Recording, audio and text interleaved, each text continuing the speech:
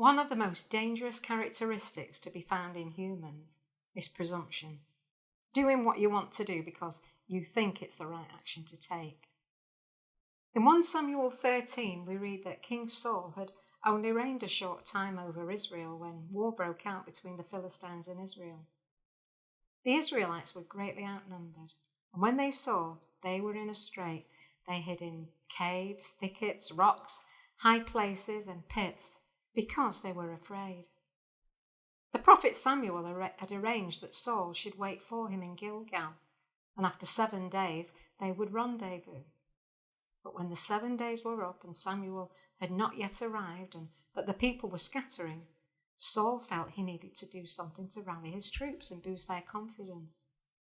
He ordered that burnt offerings and peace offerings be brought to him, and he offered them to the Lord.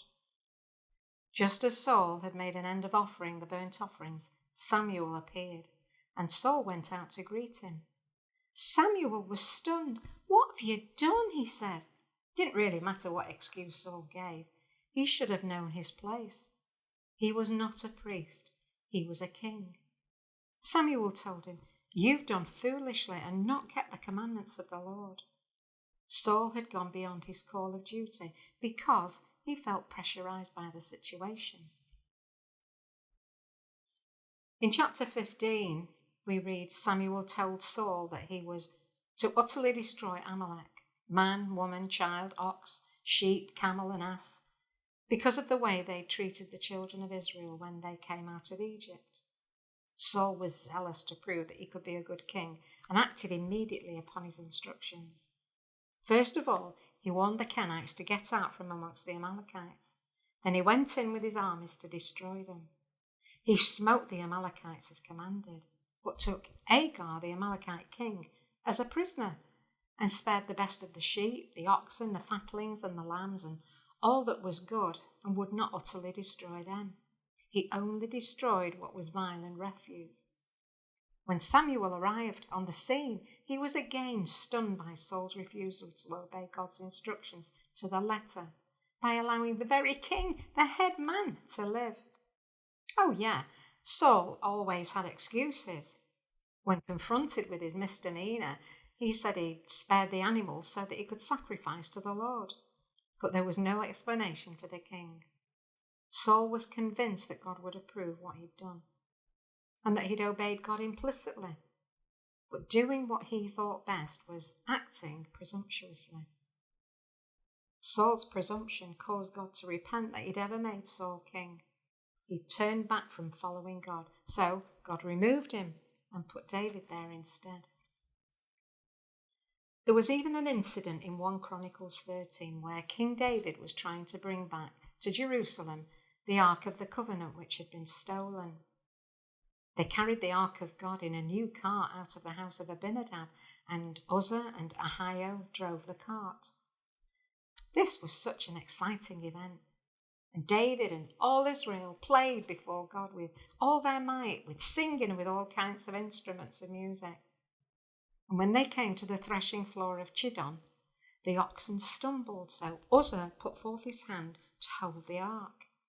And the anger of the Lord was kindled against Uzzah, and he killed him on the spot because he'd put his hand to the ark. And David was afraid of God that day. Wow, that was severe. But Uzzah acted presumptuously. He wasn't a Levite. He was from the tribe of Benjamin, just like King Saul. And God had specifically said that only the priests were allowed to bear his holy ark. His presumption, even in innocence, cost him his life. The dictionary defines presume as to assume or suggest to be true without proof, to take for granted, to suppose, to conclude, with less than absolute supporting data, to believe. So presumption is therefore not based on fact, it's supposition. And it's such a dangerous characteristic. Some years ago, God called Maurice and I, together with a small group of people, to intercession. We felt the burden for our city of Manchester as the moral climate had been declining for decades. It's been nicknamed Gaychester for many years because of the Mardi Gras and the gay city and the ungodly lifestyle in general. So we began to pray earnestly for Manchester. After a few weeks of desperate prayer, God showed me a vision. It's like I was looking from a great distance away, but I could see the vast city of Manchester nestling in a great valley. And crouching right over the top of it was an enormous devil. It was sitting there like a hen over her chicks. And God showed me that this was the chief devil over the city. God then reminded me of the incident in the Bible where the disciples couldn't cast one devil out of the epileptic boy, when Jesus said that this type doesn't go out but by prayer and fasting. Then God said, if the disciples couldn't cast this single devil out of the boy, what makes you think that you can cast the chief devil, who's over millions of devils, out of Manchester? You're presumptuous. There's disunity in the church you attend, and you can't even get rid of the devils from there. We could see how ridiculous our prayers were, so we thought it best to pray for our church. But then God pulled us up again, after we'd started by telling us we were again being presumptuous, because there was disunity in our homes, and we'd not yet cast the devil out from there. We could see the truth of what God was saying, but even trying to cast the devils out of our homes was unreasonable because God showed us that we hadn't even got rid of the devil's strongholds in our own lives. God told us to get ourselves right first, to become the people that God will listen to, and then God will guide us to intercede for what's on his heart. We take too much on ourselves. We boast big things and think of ourselves more highly than we ought to think.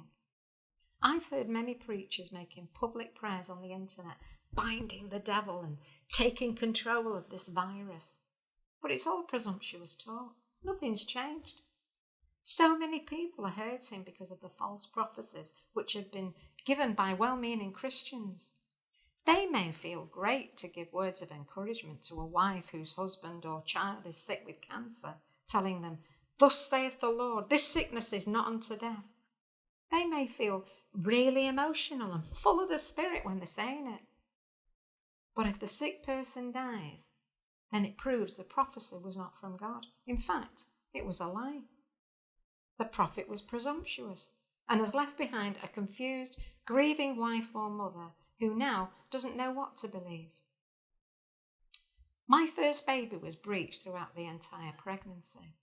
So many people prayed for me, and I was given specific prophecies that the child would turn and be born naturally, and I'd have a pain-free delivery.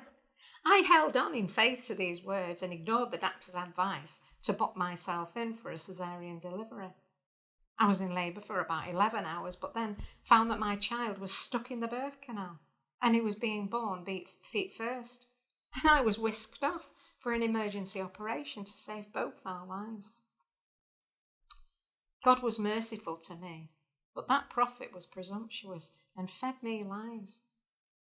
If the words of prophecy are not coming from God, they must be coming from the devil, for he is the father of lies.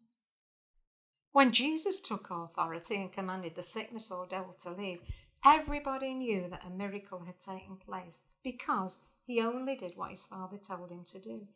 He never acted presumptuously. Some years ago, we had foreign friends staying with us at our house. I did my best to make them feel welcome, telling them to treat the house as their home whilst they were with us. I thought they understood what I was saying, but I was speaking as an English person and they were African. I presumed wrongly, of course. I was alarmed to find them using our landline phone to ring their family in Africa. And I couldn't believe it when they'd eaten for their lunch a chicken that I'd left in the fridge for our evening meal. I had to say something to them. But when I did, they looked amazed, saying, "But I thought you said we were to be at home. And that's exactly what we'd do if we were home." I then had to explain that English people say things to be polite, but we don't actually mean them literally. I had presumed that they would understand what I meant. I was in my early 20s and I remember a boyfriend giving me a birthday present. I could tell by the shape and the weight that the wrapping paper contained a book. And I couldn't hide the disappointment from showing on my face. You see, I wasn't a reader, and I thought, oh no, not a book. Surely he knew me a little bit better than that. I'd really have preferred something girly and romantic. But when I opened the package, I felt so embarrassed, for I found the book was an amplified Bible, and that was something that I'd actually been planning to buy for ages. You see, he said, I do listen. We all presume, all the time. We pass on links and messages to people, but they somehow get the wrong end of the stick and presume we're meaning something entirely different. Something goes missing and we presume a particular person has taken it and end up wrongfully accusing them. Somebody says something and we presume there is a hidden motive and they're trying to get at us in some way. I know of many marriages which have failed because a spouse presumed their partner would not object to something. Well, I can think of a number of reasons why we act out of presumptions. Number one, it could be we're proud and think we know the best in the circumstances, like with King Saul. Number two, it could be that we're lazy and can't even be bothered finding out what we should do in the circumstance.